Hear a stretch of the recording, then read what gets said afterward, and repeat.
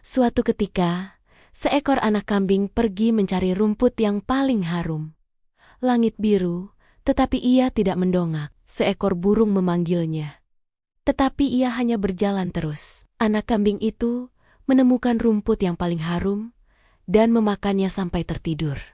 Ia telah berjalan jauh dari ibunya. Ibu kambing menjadi cemas, mencari ke sana kemari. Burung yang membantu itu melihatnya dan menuntun ibu kambing ke tempat anak kambing itu tidur dengan tenang. Ibu kambing sangat lega menemukan anaknya selamat dan sehat.